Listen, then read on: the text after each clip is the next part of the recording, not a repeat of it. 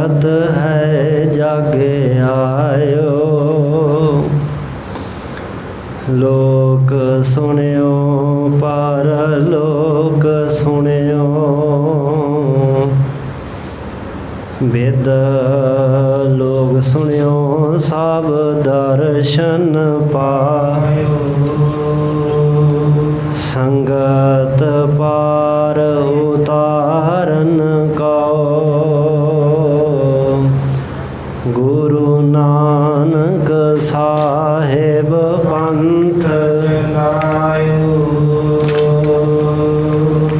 वाहे गुरु गुरु नानक साहेब, तार के मूरत है जग आयो। छाए जाति एकता अनेकता बिलाए जाती, होवती कुचीलता किताबन कुरान की। पाप ही परपक जाते, धर्म तसक जाते, वरन गरक जाते, सहत विधान की। देवी देव देहोरे संतोख सिंह दूर होते, रीत मिट जाती पुराण की। श्री गुरु गोबिंद सिंह पावन परम सूर।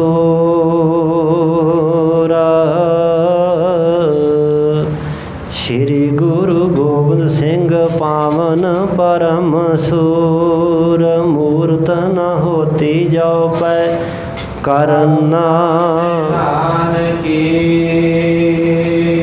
जिसमें है अमृत ज्ञान है मानक।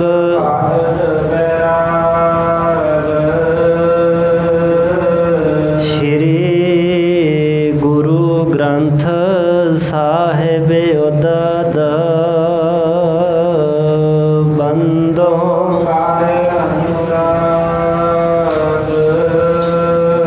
श्री गुर शब्द कमाए जैना, जीते पंच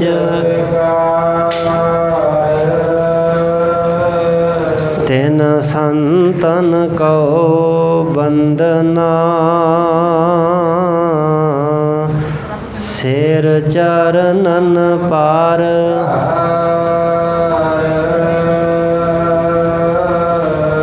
एक ओंकार सतगुरु, तेह प्रसाद सच।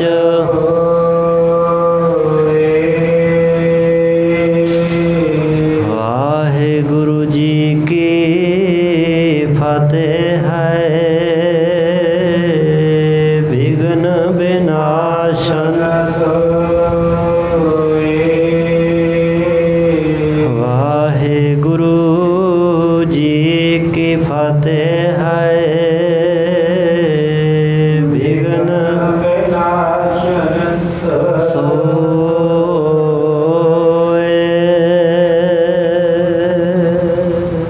सतनाम श्री वाहिगुरु साहिब जीओ। बटे तुम्हारे विचर जित कित गांधी समय तुम्हें कश्मीर। केसर घोर विलास बेगमा अतर गुलाब उड़ाए अमीर। बटे तुम्हारे विचरत जित कित गर्मी समय तुम्हें कश्मीर। वाहिगुरु जी का खालसा, वाहिगुरु जी की फतेह। परम सन्मान सत्कारयोग जुगो जुग अटल शब्द गुरु ਚਵਰ ਤਖਤ ਛਤਰ ਦੇ ਮਾਲਕ ਦਸਾਂ ਪਾਤਸ਼ਾਹੀਆਂ ਦੀ ਜੋਤ ਸਮਰੱਥ ਪ੍ਰਤੱਖ ਹਾਜ਼ਰ ਨਾਜ਼ਰ ਸਤਿਗੁਰੂ ਵਾਲੀਏ ਦੋ ਜਹਾਂ ਹਲਤ ਪਲਤ ਦੇ ਰੱਖਿਅਕ ਧੰਨ ਧੰਨ ਸਾਹਿਬ ਸਤਿਗੁਰੂ ਆਦਿ ਸ੍ਰੀ ਗੁਰੂ ਗ੍ਰੰਥ ਸਾਹਿਬ ਜੀ ਮਹਾਰਾਜ। ਐਸੇ ਦੀਨ ਦਿਆਲ ਸਤਿਗੁਰੂ ਪਾਤਸ਼ਾਹ ਜੀ ਦੀ ਆਪਣੀ ਅਪਾਰ ਕਿਰਪਾ ਰਹਿਮਤ ਬਖਸ਼ਿਸ਼ ਦਾ ਸਦਕਾ ਸ਼੍ਰੀ ਦਸ਼ਮੇਸ਼ ਪਿਤਾ ਜੀ ਸ਼੍ਰੀ ਕਲਗੀਧਰ ਜੀ ਪੰਥ ਵਾਲੀ ਅੰਮ੍ਰਿਤ ਦੇ ਦਾਤੇ ਸਤਿਗੁਰੂ ਸਾਹਿਬੇ ਕਮਾਲ ਬਾਦਸ਼ਾਹ ਦਰਵੇਸ਼ ਧੰਨ ਧੰਨ ਧੰਨ ਸਤਿਗੁਰੂ ਸ਼੍ਰੀ ਗੁਰੂ ਗੋਬਿੰਦ ਸਿੰਘ ਸਾਹਿਬ ਜੀ ਮਹਾਰਾਜ ਜੀ ਦੇ ਮਹਾਨ ਪਾਵਨ ਪਵਿੱਤਰ ਇਤਿਹਾਸਕ ਮੁਕੱਦਸ ਮੁਬਾਰਕ ਅਸਥਾਨ ਤਖਤ ਸ਼੍ਰੀ ਕੇਸਗੜ੍ਹ ਸਾਹਿਬ ਜੀ ਵਿਖੇ ਹਾਜ਼ਰੀਆਂ ਭਰਦਿਆਂ ਯਾਤਰਾ ਕਰਦਿਆਂ ਸਾਹਿਬਾਂ ਜੀ ਦੀ ਮਹਾਨ ਗੁਰੂ ਸੰਗਤ ਪੰਗਤ ਦਾ ਲਾਹਾ ਲੈ ਰਹੇ ਗੁਰੂ ਸਵਾਰੇ ਗੁਰੂ ਪਾਤਸ਼ਾਹ ਜੀ ਦੀ ਸਾਜੀ ਨਵਾਜੀ ਗੁਰੂ ਰੂਪ ਗੁਰੂ ਖਾਲਸਾ ਗੁਰੂ ਸੰਗਤ ਜੀਓ ਆਪ ਜੀ ਵਡਭਾਗੇ ਹੋ ਜੋ ਗੁਰੂ ਪਾਤਸ਼ਾਹ ਦੇ ਬਖਸ਼ੇ ਹੋਏ ਉਦਮ ਉਪਰਾਲੇ ਦੁਆਰਾ ਸਾਹਿਬਾਂ ਦੇ ਅਸਥਾਨ 'ਤੇ ਹਾਜ਼ਰੀ ਭਰ ਕੇ ਸਤਿਗੁਰੂ ਜੀ ਦੇ ਦਰਸ਼ਨ ਪਰਸਨ ਕਰਦੇ ਹਾਂ। ਸਤਿਗੁਰੂ ਦੇ ਕੋਲ ਬੈਠ ਕਰਕੇ ਸਮੇਂ ਸਵਾਸਾਂ ਨੂੰ ਸਫਲਿਆਂ ਕੀਤਾ ਹੈ। ਸਾਹਿਬਾਂ ਜੀ ਦੇ ਮਹਾਨ ਅਸਥਾਨ 'ਤੇ ਲੜੀਵਾਰ ਸਤਿਗੁਰੂ ਜੀ ਦੇ ਜੀਵਨ ਬਿਰਤਾਂਤ ਗੁਰ ਇਤਿਹਾਸ ਦੀ ਵਿਚਾਰ ਚੱਲ ਰਹੀ ਹੈ। ਪੰਚਮ ਪਾਤਸ਼ਾਹ ਗੁਰਦੇਵ ਸ਼ਹੀਦਾਂ ਦੇ ਸਿਰਤਾਜ ਸ਼ਾਂਤੀ ਦੇ ਪੁੰਜ ਬਾਣੀ ਦੇ ਬੋਹਿਤ ਧੰਨ ਧੰਨ ਧੰਨ ਸਤਿਗੁਰੂ ਸ਼੍ਰੀ ਗੁਰੂ ਅਰਜਨ ਦੇਵ ਪਾਤਸ਼ਾਹ ਮਹਾਰਾਜ ਜੀ ਜਿਨ੍ਹਾਂ ਦੇ ਬਰਖਲਾਫ ਭੁਗਤਦਿਆਂ ਹੋਇਆਂ ਪਿਰਥੀ ਚੰਦ ਔਰ ਚੰਦੂ ਨੇ ਵਿਉਂਤਬੰਦੀ ਕੀਤੀ ਹੈ ਕਿ ਕਿਸੇ ਨਾ ਕਿਸੇ ਤਰੀਕੇ ਨਾਲ ਗੁਰੂ ਅਰਜਨ ਦੇਵ ਪਾਤਸ਼ਾਹ ਨੂੰ ਨੁਕਸਾਨ ਪਹੁੰਚਾਇਆ ਜਾਏ। ਪਿਰਥੀ ਚੰਦ ਪਹਿਲਾਂ ਗੱਲਬਾਤ ਕਰਕੇ ਦਿੱਲੀ ਤੋਂ ਵਾਪਸ ਆ ਚੁੱਕਾ ਸੀ। ਹੁਣ ਇਸ ਇੰਤਜ਼ਾਰ ਵਿੱਚ ਸੀ, ਉਡੀਕ ਵਿੱਚ ਸੀ ਕਿ ਕਦੋਂ ਚੰਦੂ ਪੰਜਾਬ ਨੂੰ ਆਵੇ ਅਤੇ ਗੁਰੂ ਅਰਜਨ ਦੇਵ ਪਾਤਸ਼ਾਹ ਨੂੰ ਗ੍ਰਿਫਤਾਰ ਕਰੇ ਜਾਂ ਉਹਨਾਂ ਨੂੰ ਸਰੀਰਕ ਤੌਰ 'ਤੇ ਖਤਮ ਕਰ ਦੇਵੇ, ਮੈਂ ਗੁਰੂ ਬਣ ਜਾਵਾਂ। ਜਦੋਂ ਕਾਫੀ ਵਕਫਾ ਸਮਾਂ ਗੁਜ਼ਰ ਗਿਆ ਤਾਂ ਫਿਰ ਇੱਕ ਦਿਨ ਘਰ ਵਿੱਚ ਵਿਚਾਰ ਚੱਲੀ। ਪਿਰਥੀ ਚੰਦ ਦੀ ਘਰਵਾਲੀ ਬੀਬੀ ਕਰਮੋਂ ਜਿਵੇਂ ਉਹਦਾ ਅੱਗੇ ਸੁਭਾਅ ਸੀ ਤਾਨੇ ਮੇਨੇ ਮਾਰਨੇ, ਉਸਨੇ ਇਸ ਤਰ੍ਹਾਂ ਦੀਆਂ ਕੋਈ ਗੱਲਾਂ ਬਾਤਾਂ ਕੀਤੀਆਂ ਕਿ ਤੂੰ ਤਾਂ ਕਹਿੰਦਾ ਸੀ ਸਾਡੀ ਗੱਲ ਛੇਤੀ ਬਣ ਜਾਣੀ ਹੈ, ਪਰ ਅਜੇ ਕੋਈ ਲੱਛਣ ਕੋਈ ਨਿਸ਼ਾਨੀਆਂ ਦਿਸਦੀਆਂ ਨਹੀਂ। ਸੋ ਬੀਬੀ ਕਰਮੋਂ ਦੀ ਗੱਲ ਸੁਣ ਕੇ ਪਿਰਥੀ ਚੰਦ ਨੇ ਕਰਮੋਂ ਨੂੰ ਸਮਝਾਇਆ ਕਿ ਤੂੰ ਹੌਸਲਾ ਰੱਖ। ਇੱਕ ਪੱਤਰਕ ਇੱਕ ਚਿੱਠੀ ਫਿਰ ਚੰਦੂ ਵੱਲ ਲਿਖੀ ਹੈ। ਚੰਦੂ ਪਾਸ ਚਿੱਠੀ ਪੱਤਰਕਾ ਪਹੁੰਚੀ। ਉਸਨੇ ਚਿੱਠੀ ਪੜ੍ਹ ਸੁਣ ਕੇ ਅੱਗੋਂ ਉੱਤਰ ਦਿੱਤਾ। ਉਹ ਚਿੱਠੀ ਪਿਰਥੀਏ ਦੇ ਪਾਸ ਆ ਪਹੁੰਚੀ। ਸੁਣ ਕੇ ਪੜ੍ਹ ਕੇ ਪਰਿਵਾਰ ਸਮੇਤ ਬੜਾ ਖੁਸ਼ ਪ੍ਰਸੰਨ ਹੋਇਆ। ਉਡੀਕਦਾ ਹੈ ਫਿਰ ਕਿ ਕਦੋਂ ਬਾਦਸ਼ਾਹ ਚੰਦੂ ਫੌਜਾਂ ਸਮੇਤ ਚੜ੍ਹ ਕਰਕੇ ਪੰਜਾਬ ਨੂੰ ਆਉਣ। ਮੇਰੇ ਪੁੱਤਰ ਮਿਹਰਬਾਨ, ਉਸ ਕੋਲ ਇੰਨਾ ਧਨ ਵਿਭੂਤੀ ਹੋ ਜਾਏਗੀ ਕਿ ਮੇਰੇ ਤੋਂ ਬਾਅਦ ਉਹਨੂੰ ਕੋਈ ਕਮੀ ਨਹੀਂ ਰਹੇਗੀ। ਪਹਿਲਾਂ ਮੈਂ ਗੁਰੂ ਬਣਾਂਗਾ, ਫਿਰ ਪੁੱਤਰ ਬਣ ਜਾਏਗਾ। ਸੋ ਇਸ ਤਰ੍ਹਾਂ ਦੀਆਂ ਸੋਚਾਂ ਵਿਚਾਰਾਂ ਜਿੱਥੇ ਪਿਰਥੀ ਚੰਦ ਮਨ ਵਿੱਚ ਸੋਚਦਾ, ਉੱਥੇ ਉੱਧਰ ਚੰਦੂ ਵੀ ਮੌਕਾ ਲੱਭਦਾ ਹੈ, ਦਾਅ ਭਾਲਦਾ ਹੈ ਕਿ ਕਿਸੇ ਨਾ ਕਿਸੇ ਤਰੀਕੇ ਨਾਲ ਬਾਦਸ਼ਾਹ ਨੂੰ ਖੁਸ਼ ਕਰਕੇ ਮਨਾ ਲਿਆ ਜਾਏ। ਇੱਕ ਦਿਨ ਮੌਕਾ ਪਾ ਕੇ ਉਸਨੇ ਬਾਦਸ਼ਾਹ ਨੂੰ ਕਹਿ ਦਿੱਤਾ ਕਿ ਬਾਦਸ਼ਾਹ ਸਲਾਮਤ ਜਹਾਂ ਪਨਾਹ, ਤੁਸੀਂ ਦਿੱਲੀ ਹੀ ਜ਼ਿਆਦਾ ਸਮਾਂ ਇੱਥੇ ਬਤੀਤ ਕਰ ਰਹੇ। ਹੁਣ ਗਰਮੀ ਦਾ ਮੌਸਮ ਆ ਗਿਆ ਹੈ। ਚਲੋ ਤੁਸੀਂ ਫਿਰ ਤੁਰ ਕੇ ਹਿੰਦੁਸਤਾਨ ਦੇ ਬਾਕੀ ਸੂਬਿਆਂ 'ਚ ਵੀ ਵਿਚਰਨਾ ਕਰੋ। ਠੰਡਾ ਇਲਾਕਾ ਹੈ ਕਸ਼ਮੀਰ ਦਾ, ਤੁਸੀਂ ਕਸ਼ਮੀਰ ਦੀਆਂ ਠੰਡੀਆਂ ਹਵਾਵਾਂ ਦੀ ਸੈਰ ਕਰੋ। ਚੰਦੂ ਦੀਵਾਨ ਦੀ ਇਸ ਪ੍ਰੇਰਨਾ ਨਾਲ ਬਾਦਸ਼ਾਹ ਜਿਵੇਂ ਦਿੱਲੀ ਤੋਂ ਚੜ੍ਹ ਕੇ ਪੰਜਾਬ ਨੂੰ ਚੱਲਿਆ, ਚੰਦੂ ਨੇ ਸਤਿਗੁਰੂ ਪਾਤਸ਼ਾਹ ਦੇ ਵਿਰੁੱਧ ਬਾਦਸ਼ਾਹ ਦੇ ਕੰਨ ਭਰੇ। ਇਹ ਇਤਿਹਾਸ ਭਾਈ ਸਾਹਿਬ ਜੀ ਅੱਗੇ ਸੁਣਾ ਰਹੇ ਨੇ। ਜਿੱਥੇ ਗੁਰੂ ਕੇ ਇਤਿਹਾਸ ਦੇ ਅੰਦਰ ਸਾਹਿਬਾਂ ਦੀ ਵਡਿਆਈ ਹੈ, ਗੁਰਸਿੱਖਾਂ ਦੇ ਜੀਵਨ ਬਿਰਤਾਂਤ ਕਾਲਨਾਂ ਦਾ ਜ਼ਿਕਰ ਹੈ, ਉੱਥੇ ਨਾਲ ਨਾਲ ਗੁਰੂ ਕੇ ਇਤਿਹਾਸ ਵਿੱਚ ਜੋ ਸਮੇਂ ਦਾ ਸਮਕਾਲੀ ਵਰਤਾਰਾ ਸੀ, ਸਮਕਾਲੀ ਇਤਿਹਾਸ ਸੀ, ਘਟਨਾਕ੍ਰਮ ਸੀ, ਉਸ ਨੂੰ ਬਾਖੂਬੀ ਵਰਣਨ ਕਰਨਾ ਭਾਈ ਸੰਤੋਖ ਸਿੰਘ ਜੀ ਨੇ ਬੜਾ ਜ਼ਰੂਰੀ ਸਮਝਿਆ ਹੈ। ਇੱਥੇ ਹੁਣ ਕੁਛ ਕੁ ਇਤਿਹਾਸ ਐਸਾ ਚੱਲ ਰਿਹਾ ਹੈ ਜੋ ਦੂਸਰੇ ਪਾਸੇ ਦਾ ਹੈ, ਜਿਹਨੂੰ ਆਪਾਂ ਸਮਕਾਲੀ ਇਤਿਹਾਸ ਕਹਿੰਦੇ ਹਾਂ।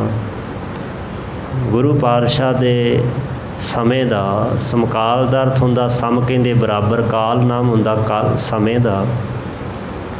ਉਸ ਸਮੇਂ ਦੇ ਜੋ ਰਾਜਨੀਤਿਕ ਹਾਲਾਤ ਸਨ, ਖੱਬੇ ਸੱਜੇ ਜੋ ਬਾਦਸ਼ਾਹ ਦੇ ਘਟਨਾਕ੍ਰਮ, ਜੋ ਵਿਚਾਰਾਂ ਨੀਤੀਆਂ ਚੱਲ ਰਹੀਆਂ ਸਨ ਸਮਾਜ ਅੰਦਰ, ਰਾਜ ਅੰਦਰ, ਉਹਨਾਂ ਦਾ ਜ਼ਿਕਰ ਭਾਈ ਸਾਹਿਬ ਜੀ ਨੇ ਕੀਤਾ ਹੈ।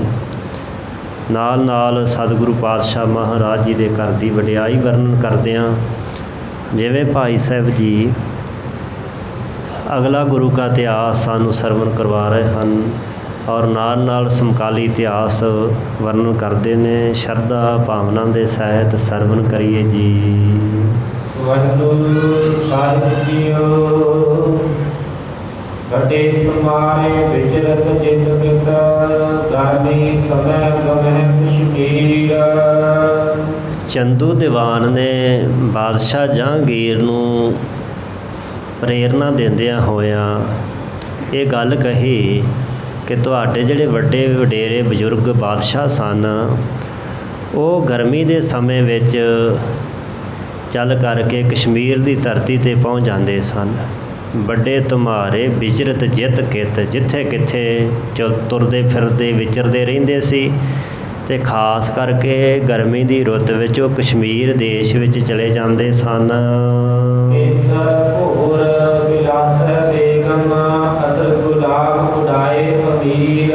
ਅਤੇ ਤੁਹਾਡੇ ਵੱਡੇ ਬਜ਼ੁਰਗਾਂ ਬਾਦਸ਼ਾਹਾਂ ਦੀਆਂ ਬੇਗਮਾਂ ਬਾਦਸ਼ਾਹ ਦੇ ਨਾਲ ਜਦੋਂ ਕਸ਼ਮੀਰ ਵਿੱਚ ਜਾਂਦੀਆਂ ਸਨ, ਉੱਥੋਂ ਕਸ਼ਮੀਰ ਦਾ ਉੱਥੇ ਕੇਸਰ ਬੜਾ ਮਸ਼ਹੂਰ ਹੈ। ਕੇਸਰ ਦਾ ਘੋਲ ਬਣਾ ਕਰਕੇ ਅਤਰ ਗੁਲਾਲ ਅਮੀਰ ਦੇ ਸਮੇਤ ਉਹ ਛਿੜਕਾਉਂਦੀਆਂ ਸਨ ਅਤੇ ਕਈ ਤਰ੍ਹਾਂ ਦੇ ਉਹ ਆਨੰਦ ਭੋਗਦੇ, ਖੁਸ਼ੀਆਂ ਕਰਦੇ ਸਨ।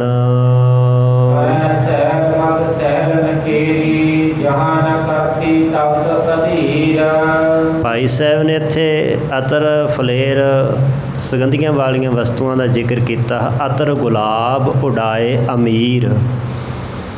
ਸੋ ਅਮੀਰ ਕਹਿੰਦੇ ਨੇ ਇੱਕ ਪ੍ਰਕਾਰ ਦੀ ਖੁਸ਼ਕ ਖੁਸ਼ਬੂ ਨੂੰ ਜੋ ਲੀੜੇ ਕੱਪੜਿਆਂ ਦੇ ਉੱਪਰ ਪਾਈ ਜਾਂਦੀ ਹੈ, ਉਹਨੂੰ ਅਮੀਰ ਆਖਦੇ। ਅਮੀਰ ਵੀ ਉਹਦਾ ਨਾਂ ਹੈ, ਬੱਬੇ ਨਾਲ ਵੀ। ਸੋ ਇਸੇ ਤਰ੍ਹਾਂ ਹੀ ਜੋ ਅਤਰ ਗੁਲਾਬ ਹੈ, ਜਿਵੇਂ ਸੈਂਟ ਹੁੰਦਾ ਹੈ, ਲਿਕੁਇਡ ਹੁੰਦਾ ਹੈ, ਸੋ ਇਸ ਤਰ੍ਹਾਂ ਇਹ ਸੁਗੰਧੀਆਂ ਵਾਲੀਆਂ ਵਸਤੂਆਂ ਭਾਈ ਸਾਹਿਬ ਕਹਿੰਦੇ ਬੇਗਮਾਂ ਲਾਉਂਦੀਆਂ ਸਨ, ਉੱਪਰ ਪਾਉਂਦੀਆਂ ਸਨ ਵਸਤਰਾਂ 'ਤੇ। ਬੜੇ ਆਨੰਦ ਨੂੰ, ਸੁਖ, ਖੁਸ਼ੀ, ਪ੍ਰਸੰਨਤਾ ਦੇ ਭੋਗਾਂ ਨੂੰ ਭੋਗਦੀਆਂ ਸਨ। ਪਹਾੜਾਂ ਦੀ ਮਨ ਭਾਉਂਦੀ ਉਹ ਸੈਲ ਕਰਦੇ ਸਨ।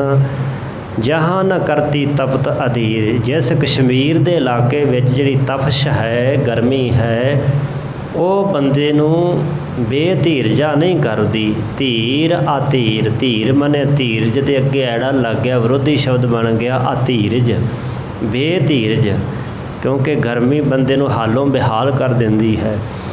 ਪਰ ਕਸ਼ਮੀਰ ਦੀਆਂ ਠੰਡੀਆਂ ਹਵਾਵਾਂ, ਉੱਥੋਂ ਦਾ ਇਲਾਕਾ ਕਹਿੰਦੇ ਗਰਮੀ ਦੇ ਮੌਸਮ ਵਿੱਚ ਬੰਦੇ ਨੂੰ ਬੜਾ ਧੀਰਜ ਦਿੰਦਾ ਹੈ।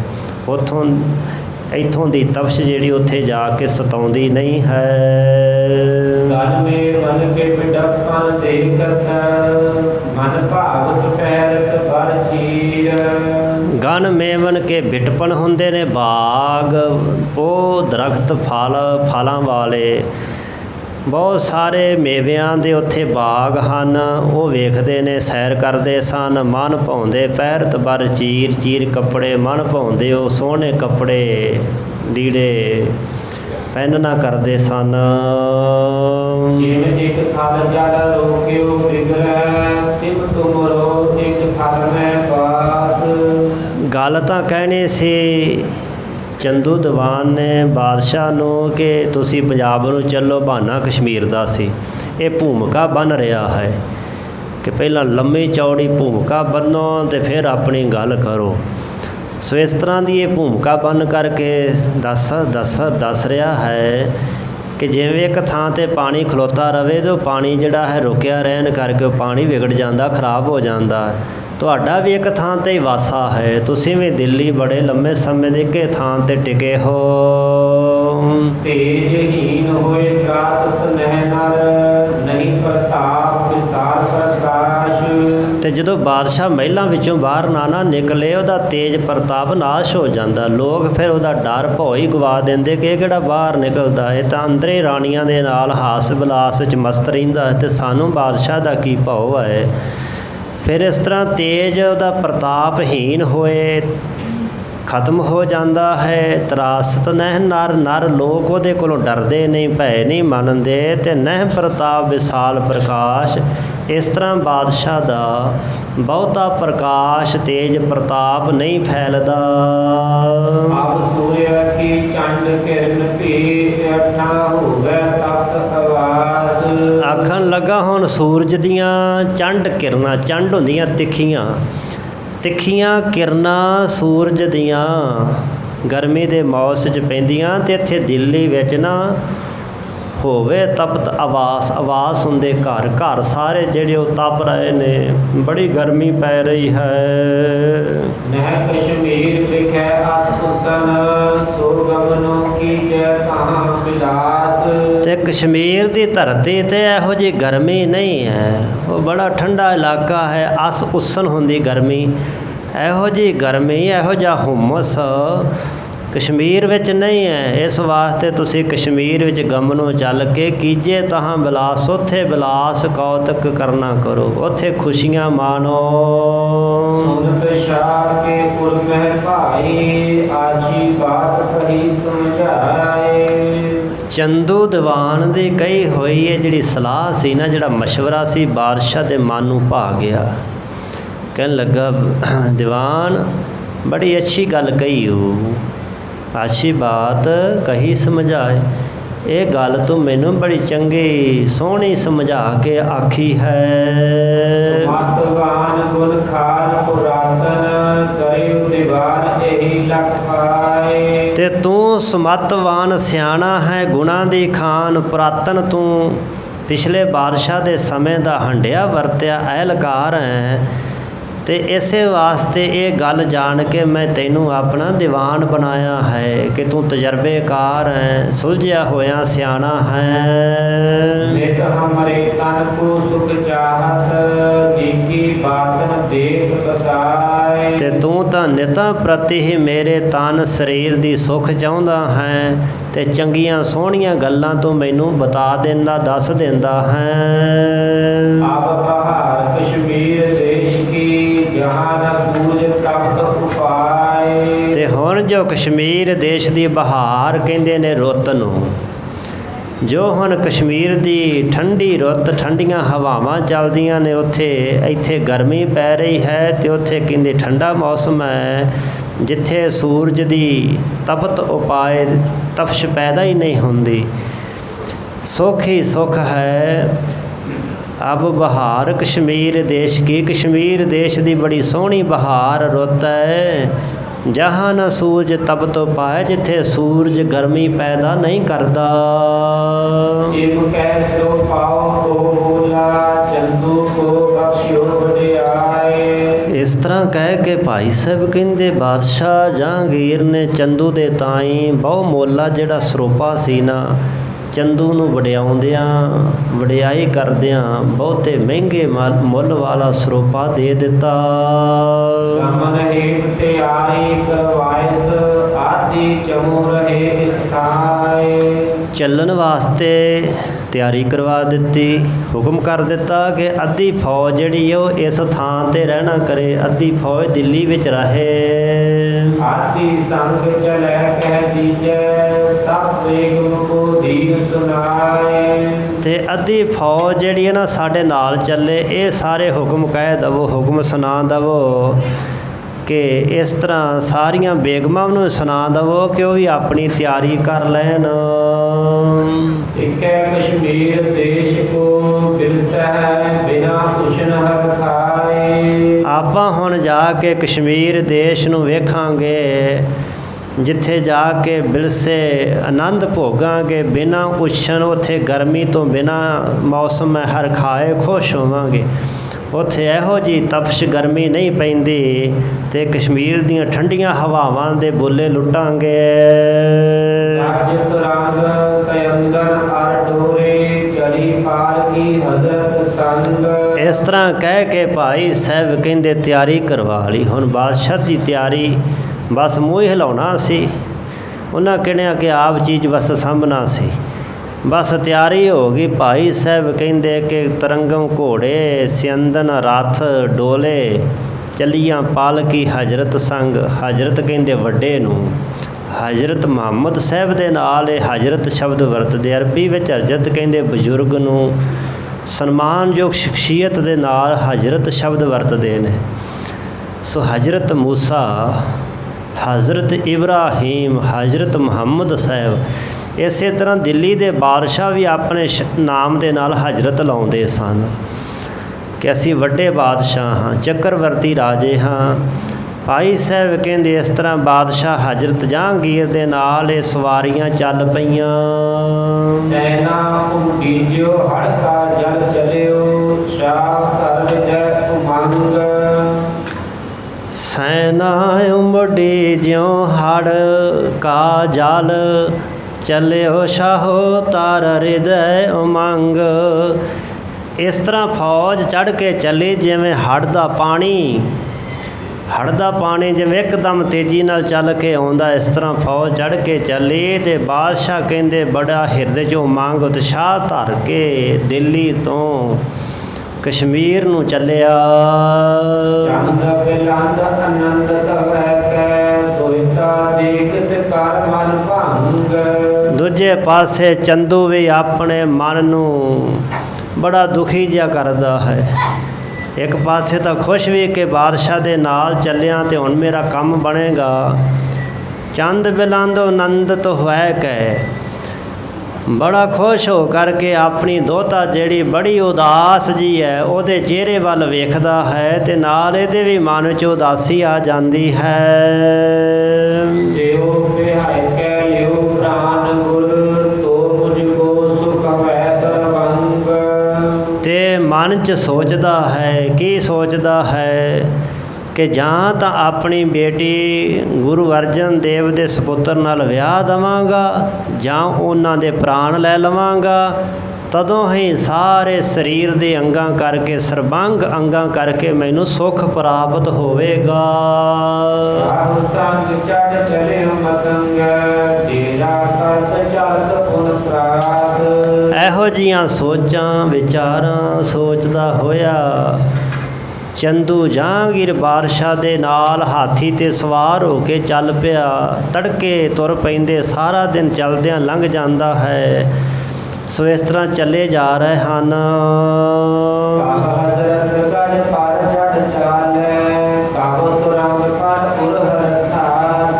ਤੇ ਬਾਦਸ਼ਾਹ ਜਿਹੜਾ ਹੈ ਉਹਦੇ ਕੋਲ ਕਿਹੜੀ ਸਵਾਰੀਆਂ ਦੀ ਘਾਟ ਹੈ। ਉਹ ਕਦੀ ਤਾਂ ਹਾਥੀ 'ਤੇ ਚੜ੍ਹ ਸਵਾਰ ਹੁੰਦਾ, ਕਦੀ ਘੋੜੇ 'ਤੇ ਚੜ੍ਹ ਜਾਂਦਾ ਹੈ, ਇਸ ਤਰ੍ਹਾਂ ਕਦੀ ਪਾਲਕੀ ਵਿੱਚ ਚੜ੍ਹ ਬੈਠਦਾ ਹੈ। ਇਸ ਤਰ੍ਹਾਂ ਉਹ ਆਪਣੀ ਇੱਛਾ ਅਨੁਸਾਰ ਸਵਾਰੀਆਂ ਬਦਲਦਾ ਹੈ। ਕਬਹੁ ਪਾਲਕੀ ਬੈਠਤ ਗਮਨਤ ਜਮੁ ਅਨੇਕ ਉਮਰਾ ਪਰਿਆਤ। ਦੀ ਪਾਲਕੀ 'ਚ ਬੈਠ ਕੇ ਚੱਲਦਾ ਤੇ ਬਹੁਤ ਸਾਰੀ ਫੌਜ ਤੇ ਉਮਰਾਵ ਸੈਨਾਪਤੀ ਜਰਨੈਲ ਵਜ਼ੀਰ ਜਿਸ ਦੇ ਨਾਲ ਪ੍ਰਿਆਤ ਚੱਲੇ ਜਾ ਰਹੇ ਤੁਰੇ ਜਾਂਦੇ ਹਨ। ਬਾਜੇ ਵਜੈ ਛੁਟੈ ਬੋਤੋ ਪੈ ਧੌਂਸੇ ਤੁਰ ਭਾਰਤ ਮਗ ਜਾਤ। ਵਾਜੇ ਵੱਜਦੇ ਨੇ ਤੇ ਜਦੋਂ ਤੁਰਦੇ ਨੇ ਤੋਪਾਂ 'ਚੋਂ ਗੋਲੇ ਦਾਗਦੇ, ਬੰਦੂਕਾਂ 'ਚੋਂ ਗੋਲੀਆਂ ਛੱਡਦੇ, ਧੌਂਸਿਆਂ 'ਤੇ ਧੁੰਕਾਰ ਪੈਂਦੀ ਹੈ। ਰਸਤੇ 'ਚ ਤੁਰੇ ਜਾਂਦਿਆਂ ਵੀ ਇਸ ਤਰ੍ਹਾਂ ਗੋਲੀਆਂ ਚਲਾਉਂਦੇ ਜਾਂਦੇ ਹਨ। ਮਾਗ ਉਲੰਘ ਸਤਰਵ ਤੜ ਆਏ ਤਰੀ ਤਰੀ ਪਰ ਲੈ ਕੇ ਪਾਰ। ਭਾਈ ਸਾਹਿਬ ਕਹਿੰਦੇ ਇਸ ਤਰ੍ਹਾਂ ਸਾਰਾ ਰਸਤਾ ਚਲਦਿਆਂ ਚਲਾਉਂਦਿਆਂ ਰਸਤਾ ਸਾਰਾ ਤੈਅ ਕਰਦੇ ਪੰਜਾਬ ਵਿੱਚ ਆ ਪਹੁੰਚੇ ਤੇ ਸਤਲੁਜ ਦਰਿਆ ਦੇ ਕੰਢੇ ਆ ਲੱਥੇ। ਬੇੜੀ 'ਤੇ ਸਵਾਰ ਹੋ ਕੇ ਬਾਦਸ਼ਾਹ ਸਮੇਤ ਬਾਕੀ ਸਾਰਿਆਂ ਨੇ ਦਰਿਆ ਨੂੰ ਪਾਰ ਕੀਤਾ ਹੈ। ਦਰਿਆ ਨੂੰ ਪਾਰ ਕਰ ਰਹੇ ਹਨ। ਸਨੋ ਸਾਹਿਬ ਲਸ਼ਕਰ ਇਕੱਠੇ ਭੋਗੇ ਵਟ ਮਿਲ ਗਏ ਉਤਾਰ। ਗਨ ਨੌਕਾ ਬਹੁਤ ਸਾਰੀਆਂ ਨੌਕਾ ਬੇੜੀਆਂ ਲਿਆਂਦੀਆਂ ਗਈਆਂ ਲਸ਼ਕਰ ਹਿਤ ਫੌਜਾਂ ਵਾਸਤੇ। ਬਹੁਤ ਸਾਰੇ ਕੇਵਟ ਮਲਾਹ ਜਿਹੜੇ ਸਨ ਮਿਲ ਮਿਲ ਕੇ ਉਹ ਪੂਰਾਂ ਦੇ ਪੂਰ ਬਾਦਸ਼ਾਹ ਦੀ ਸੈਨਾ ਨੂੰ ਉਹ ਸਤਲੁਜ ਦਰਿਆ ਤੋਂ ਪਾਰ ਲੰਘਾ ਰਹੇ ਹਨ। ਸਨੇ ਸਨੇ ਵਿੱਚ ਦੇਸ਼ ਦੁਆਬੇ ਕਰਤ ਸੈਰ ਕੋ ਪੰਥ ਮਝਾਰ। ਇਸ ਤਰ੍ਹਾਂ ਸਹਿਜੇ ਸਹਿਜੇ ਦੁਆਬੇ ਦੇਸ਼ ਦੇ ਵਿੱਚ ਸੈਰ ਕਰਦੇ ਹੋਏ ਪੰਥ ਜਿਹੜਾ ਰਾਹ ਹੈ ਉਹ ਰਾਹ ਪੈਂਡਾ ਤੈਅ ਕਰਦੇ ਜਾ ਰਹੇ ਹਨ। ਸਨੇ ਸਨੇ ਵਿੱਚ ਦੇਸ਼ ਦੁਆਬੇ ਕਰਤ ਸੈਰ ਕੋ ਪੰਥ ਮਝਾਰ। ਤੀਰ ਵਿਪਾਸਾ ਕੇ ਚੱਲ ਪਹੁੰਚਿਓ ਤਿਸ ਦਿਨ ਹੈ ਪਰ ਘਾਟ ਸਵਾਰ। ਇਸ ਤਰ੍ਹਾਂ ਸੈਰ ਸਪਾਟਾ ਕਰਦਾ ਬਾਦਸ਼ਾਹ ਆਪਣਾ ਲਾਓ ਲਸ਼ਕਰ ਲੈ ਕੇ ਸਤਲੁਜ ਤੋਂ ਪਾਰ ਲੰਘ ਕੇ ਦੁਆਬੇ ਵਿੱਚੋਂ ਦੀ ਗੁਜ਼ਰਦਾ ਲੰਘਦਾ ਹੋਇਆ ਬਿਆਸਾ ਦਰਿਆ ਦੇ ਕੰਢੇ 'ਤੇ ਜਾ ਪਹੁੰਚਾ। ਭਾਵ ਗੋਂਦਵਾਲ ਸਾਹਿਬ ਦਾ ਪੱਤਨ ਜਿਹੜਾ ਉਸ ਸਮੇਂ ਦਾ ਸ਼ਾਹੀ ਪੱਤਨ ਸੀ। ਲਾਹੌਰੋਂ ਜਾਣ ਵਾਲੀ ਦਿੱਲੀ ਨੂੰ ਜਰਨੈਲੀ ਸੜਕ ਜਿਹੜਾ ਰਾਹ ਸੀ ਉਹ ਗੋਂਦਵਾਲ ਸਾਹਿਬ ਤੋਂ ਹੋ ਕੇ ਲੰਘਦਾ ਸੀ। ਉੱਥੇ ਸ਼ਾਹੀ ਪੱਤਨ ਸੀ। ਇਸ ਪਾਸੇ ਨੂੰ ਬਾਦਸ਼ਾਹ ਚੱਲਦਾ ਚੱਲਦਾ ਬਿਆਸਾ ਦਰਿਆ ਦੇ ਕੰਢੇ 'ਤੇ ਆ ਪਹੁੰਚੇ। ਕਰਨ ਅਖੀਰ ਪੰਥ ਕੋ ਛੋਰਿਓ ਉਮਰਾ ਕੁਛ ਦੇ ਕਰ ਸੰਗ। ਉਸ ਦਿਨ ਭਾਈ ਸਾਹਿਬ ਕਹਿੰਦੇ ਤਿਸ ਦਿਨ ਹਾ ਪਰ ਭਾ ਅਸਵਾਰ ਹੈ। ਕਹਿੰਦੇ ਘੋੜੇ ਦੇ ਉੱਪਰ ਬਾਦਸ਼ਾਹ ਸਵਾਰ ਸੀ ਤੇ ਬਾਦਸ਼ਾਹ ਚਾਹੁੰਦਾ ਸੀ ਕਿ ਰਸਤੇ ਸ਼ਿਕਾਰ ਖੇਡਿਆ ਜਾਵੇ ਤੇ ਇਸ ਤਰ੍ਹਾਂ ਆਪਣੇ ਉਮਰਾਵਾਂ ਕੁਛ ਜਰਨੈਲਾਂ ਸੈਨਾਪਤੀਆਂ ਨੂੰ ਨਾਲ ਲੈ ਕੇ ਬਾਦਸ਼ਾਹ ਨੇ ਸ਼ਿਕਾਰ ਖੇਡਣ ਦਾ ਮਨ ਬਣਾਇਆ। ਖੋਜਤ ਪਿੰਡ ਪੂਰ ਸਰਤਾ ਕੇ ਨਿਕਸਿਓ ਕਾਰੀ ਪਿਸ਼ਟ ਤੁਰੰਗ। ਬਿਆਸਾ ਦਰਿਆ ਦੇ ਕੰਢੇ 'ਤੇ ਹਰੀਕੇ ਵਾਲੇ ਪਾਸੇ ਅੱਜ ਵੀ ਬੜੀਆਂ ਝੱਲਾਂ ਹਨ। ਸੋ ਉੱਥੇ ਕਾਫੀ ਜੰਗਲੀ ਇਲਾਕਾ ਸੀ। ਉਸ ਸਮੇਂ ਝੱਲ ਸਨ ਵੱਡੇ ਵੱਡੇ ਤੇ ਸ਼ਿਕਾਰ ਖੇਡਣ ਵਾਸਤੇ ਬਾਦਸ਼ਾਹ ਨੇ ਉਸ ਪਾਸੇ ਦਾ ਰੁਖ ਕੀਤਾ ਹੈ। ਕੂਲ ਹੁੰਦਾ ਕੰਢਾ ਦਰਿਆ ਦੇ ਕੰਢੇ ਕੰਢੇ ਸ਼ਿਕਾਰ ਲੱਭਦਾ ਫਿਰਦਾ ਜਹਾਂਗੀਰ ਬਾਦਸ਼ਾਹ ਤੇ ਅਚਾਨਕ ਇੱਕ ਕਾਲੀ ਪਿੱਠ ਵਾਲਾ ਹਿਰਨ ਨਿਕਲਾ ਜਿਹਨੂੰ ਹੀਰਾ ਹਰਨ ਕਹਿੰਦੇ ਹਨ। ਉਹ ਹੀਰਾ ਹਿਰਨ ਜਿਹੜਾ ਮਿਰਗ ਸੀ ਨਾ ਭਾਈ ਸਾਹਿਬ ਕਹਿੰਦੇ ਅੱਗੋਂ ਨਿਕਲ ਪਿਆ। ਜਹਾਂਗੀਰ ਜਬ ਕਰਿਓ ਵਿਲੋਕਨ ਅਪਰ ਬਾਜ ਕੇ ਤੇਜ ਤੁਰੰਗ। ਬਾਦਸ਼ਾਹ ਜਹਾਂਗੀਰ ਨੇ ਜਦੋਂ ਹਿਰਨ ਤੱਕਿਆ ਤੇ ਬਾਕੀਆਂ ਨੂੰ ਰੋਕ ਕੇ ਤੇ ਆਪ ਘੋੜੇ ਨੂੰ ਤੇਜ਼ ਕਰ ਲਿਆ। ਬਲੀ ਵੇਗ ਤੇ ਭਇਓ ਬਿਆਸਮ ਮਿਰਤ ਤਾ ਜਾਤ ਪਾਚੇ ਇੱਕ ਭੰਗ। ਘੋੜਾ ਬੜੀ ਸੀ ਹਵਾ ਦੀ ਤਰ੍ਹਾਂ। ਭਾਈ ਸਾਹਿਬ ਕਹਿੰਦੇ ਹਵਾ ਨਾਲ ਗੱਲਾਂ ਕਰਦਾ ਹੋਇਆ ਘੋੜਾ ਨੱਸਿਆ। ਬਾਦਸ਼ਾਹ ਘੋੜੇ 'ਤੇ ਸਵਾਰ ਉਸ ਹਿਰਨ ਨੂੰ ਮਾਰਨ ਵਾਸਤੇ ਸ਼ਿਕਾਰ ਉਹਦਾ ਕਰਨ ਵਾਸਤੇ ਬਾਦਸ਼ਾਹ ਨੇ ਆਪਣਾ ਘੋੜਾ ਹਿਰਨ ਦੇ ਪਿੱਛੇ ਲਾਇਆ। ਏਕਮ ਸਥਲ ਆਗੇ ਕੁਛ ਆਇਬ ਬਾਜੀ ਕੀ ਨਸ ਧੀਰ ਦੀਰਘ ਵਿਸ਼ਾਲ। ਸੋ ਬਿਖਮ ਸਥਲ ਹੁੰਦਾ ਹੈ ਥਾਂ ਜਗ੍ਹਾ। ਘੋੜਾ ਭੱਜੀ ਜਾ ਰਿਹਾ ਸੀ ਤੇ ਉਹ ਜੰਗਲੀ ਇਲਾਕਾ ਸੀ ਝੱਲ ਸਨ। ਘੋੜੇ ਦੇ ਦੌੜਦਿਆਂ ਵਿਖਮ ਔਖਾ ਕਠਨ ਥਾਂ ਆ ਗਿਆ ਉੱਚਾ ਨੀਵਾਂ ਤੇ ਘੋੜੇ ਨੇ ਬੜੀ ਤੇਜ਼ੀ ਨਾਲ ਦੀਰਘ ਛਾਲ ਹੁੰਦੀ ਲੰਮੀ ਛਾਲ ਮਾਰੀ। ਜਹਾਂਗੀਰ ਅਵਨੀ ਪਰ ਗਿਰਦਾ ਲਗੀ ਲਾਟ ਪਰ ਚੋਟ ਵਿਸਾਲ। भाई साहब जी दस रहे ने जहांगीर अमनी पर गिरगा लगी लात पर चोट विशाल संगन गयो दौर कै तत छिन सन्मानत बहुलीन उठाल। ਅਮਣੀ ਹੁੰਦੀ ਧਰਤੀ ਘੋੜੇ ਜਦੋਂ ਛਾਲ ਮਾਰੇ ਤੇ ਬਾਦਸ਼ਾਹ ਜਹਾਂਗੀਰ ਮੁੱਧੜੇ ਮੂੰਹ ਥੱਲੇ ਧਰਮ ਕਰਦਾ ਡਿੱਗਾ। ਡਿੱਗਦਿਆਂ ਸਾਰੀ ਲੱਤ ਤੇ ਸੱਟ ਲੱਗ ਗਈ। ਸੰਗੀ ਸਾਥੀ ਵੀ ਪਿੱਛੇ ਦੌੜਦੇ ਜਾ ਰਹੇ ਸੀ। ਉਹਨਾਂ ਭੱਜ ਕਰਕੇ ਦੌੜ ਕੇ ਬਾਦਸ਼ਾਹ ਨੂੰ ਬਾਹਾਂ ਤੋਂ ਫੜ ਕੇ ਉਠਾਇਆ ਤੇ ਸਨਮਾਨ ਦੇ ਨਾਲ ਅਬਦ ਨਾਲ ਉਠਾ ਕਰਕੇ ਤਾਂ ਚੁੱਕਿਆ।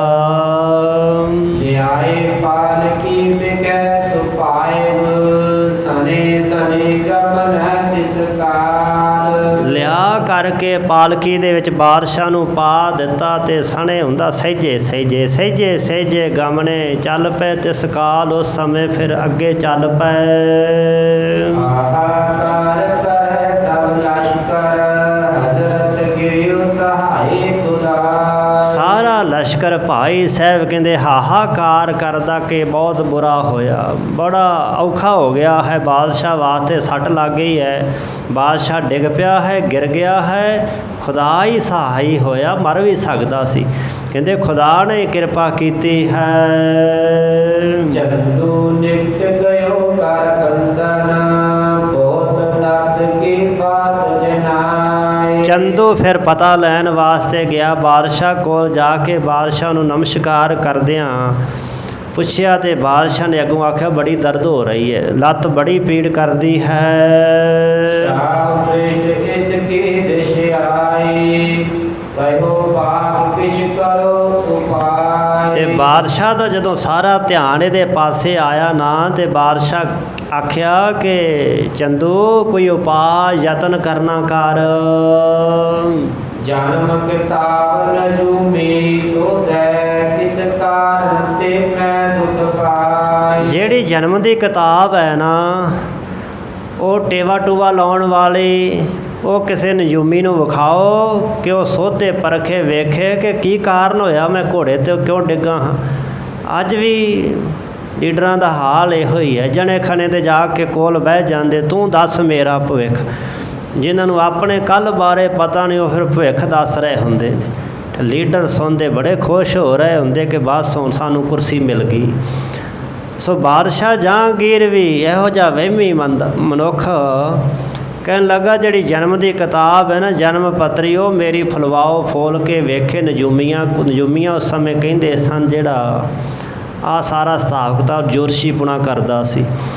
ਉਸ ਜੋਤਸ਼ੀ ਨੂੰ ਪੁੱਛੋ ਸਾਰਾ ਸੋਧੇ ਪਰਖੇ ਵੇਖੇ ਕਿ ਕੀ ਕਾਰਨ ਹੋਇਆ ਜਿਸ ਕਰਕੇ ਮੈਂ ਦੁੱਖ ਪਾਇਆ ਹੈ, ਮੈਂ ਡਿੱਗਾ ਕਿਉਂ ਲੱਤ 'ਤੇ ਸੱਟ ਲੱਗ ਗਈ, ਇਹ ਕੀ ਕਾਰਨ ਬਣਿਆ ਹੈ। ਅਵਸਰ ਲਿਓ ਦੁਸ਼ਟ ਨੇ ਭਾਖਿਓ ਹਜ਼ਰਤ ਕਹਿਵੇ ਉਲਟ ਧੰਨਵਾਦ। ਅੰਨਾ ਕੀ ਭਾਲੇ ਦੋ ਅੱਖੀ ਜਿਹਦੀਆਂ ਦੋਵਾਂ ਹੀ ਅੱਖਾਂ ਨੇ ਤੇ ਇੱਕ ਉਹਨੂੰ ਦੋਵੇਂ ਹੀ ਮਿਲ ਜਾਣ ਤੇ ਉਹ ਕੀ ਉਹਨੂੰ ਕੀ ਚਾਹੀਦਾ ਹੈ। ਇਸੇ ਤਰ੍ਹਾਂ ਹੀ ਦੁਸ਼ਟ ਚੰਦੂ ਅਵਸਰ ਲੱਭਦਾ ਸੀ। ਅਵਸਰ ਹੁੰਦਾ ਮੌਕਾ, ਦਾ ਲੱਭਦਾ ਸੀ। ਦੁਸ਼ਟ ਨੇ ਦਾ ਲੱਭ ਲਿਆ। ਆਖਿਓ ਉਸ ਹਜ਼ਰਤ ਹੈ ਬਾਦਸ਼ਾਹ ਕਹਿ ਬੇ ਉਚਿਤ ਨਾ ਬਾਤ, ਕੀ ਗੱਲ ਤੁਹਾਨੂੰ ਦੱਸਾਂ, ਗੱਲ ਕੋਈ ਕਹਿਣੀ ਬਣਦੀ ਨਹੀਂ ਹੈ। ਕਹੋ ਕਹਾ ਨਿਸਤਸ ਕਰ ਲਾਗੇ ਗਈ ਕਿਤਾਬ ਭਾਈ ਸੁਧ ਪ੍ਰਾਤ। ਤੇ ਤੁਹਾਨੂੰ ਕਹੋ ਕਹਾਂ ਤੁਹਾਨੂੰ ਕੀ ਕਹਿ ਕੇ ਦੱਸਾਂ, ਰਾਤ ਦੇ ਸਮੇਂ ਚੋਰ ਲੱਗ ਗਏ ਸਨ ਤੇ ਚੋਰ ਉਹ ਜਿਹੜੀ ਕਿਤਾਬ ਹੈ ਨਾ ਤੁਹਾਡੇ ਜਨਮ ਦੀ ਕਿਤਾਬ ਜਿਹੜੀ ਜਨਮ ਪੱਤਰੀ ਬਣਾਈ ਸੀ ਨਾ ਉਹ ਚੋਰੀ ਕਰਕੇ ਲੈ ਗਏ ਹਨ। ਤੇ ਸਾਨੂੰ ਤਾਂ ਬਸ ਸਵੇਰੇ ਹੀ ਪਤਾ ਲੱਗਾ ਜਦੋਂ ਚੋਰ ਉਹ ਚੋਰੀ ਕਰਕੇ ਲੈ ਗਏ। ਕੰਪਰ ਦਰਬ ਸਮਗਰੀ ਕੇਤਕ ਭਾਰ ਨੁਕਸਾਨ ਆਜ ਕੀ ਰਾਤ। ਹੋਰ ਵੀ ਕੁਛ ਦਰਬ ਪੈਸਾ ਸਮੱਗਰੀ ਵਸਤੂਆਂ ਦਾ ਨੁਕਸਾਨ ਹੋ ਗਿਆ ਅੱਜ ਦੀ ਰਾਤ ਤੇ ਬਹੁਤ ਕੁਛ ਚੋਰ ਚੋਰੀ ਕਰਕੇ ਨੁਕਸਾਨ ਕਰ ਗਏ ਹਨ। ਬਹੁਤ ਚੋਰ ਇਸ ਦੇਸ਼ ਪਏ ਅਬ ਇੱਕ ਕੋ ਗਏ ਨਾ ਜਾਣੇ ਜਾਤ। ਬਹੁਤ ਸਾਰੇ ਚੋਰ ਇਸ ਦੇਸ਼ ਵਿੱਚ ਹੋ ਗਏ ਨੇ। ਉਹ ਚੋਰ ਗਏ ਕਿੱਧਰ ਨੂੰ, ਇਸ ਗੱਲ ਦਾ ਕਹਿੰਦਾ ਕੋਈ ਪਤਾ ਨਹੀਂ ਲੱਗਾ, ਕੋਈ ਜਾਣਿਆ ਨਹੀਂ ਗਿਆ।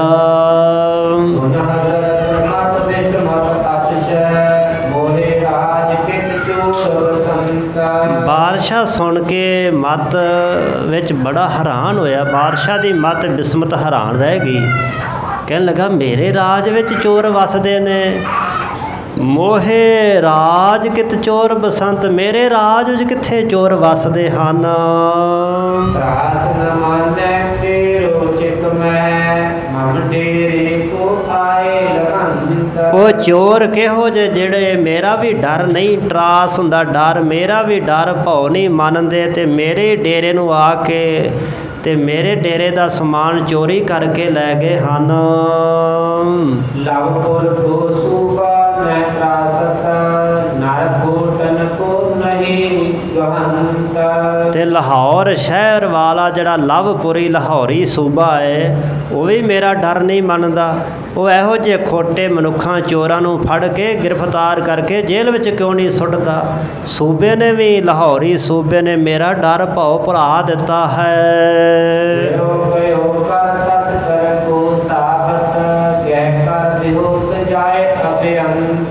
ਤੇ ਚੰਦੂ ਜਿਵੇਂ ਕਿਵੇਂ ਕਰਕੇ ਨਾ ਚੋਰਾਂ ਨੂੰ ਸਾਬਤ ਫੜੋ, ਉਹਨਾਂ ਨੂੰ ਜਿਉਂਦੇ ਫੜ ਕਰਕੇ ਗ੍ਰਿਫਤਾਰ ਕਰਕੇ ਤੇ ਅੰਤ ਭਾਰੀ ਭਿਆਨਕ ਸਜ਼ਾਵਾਂ ਦਿਓ।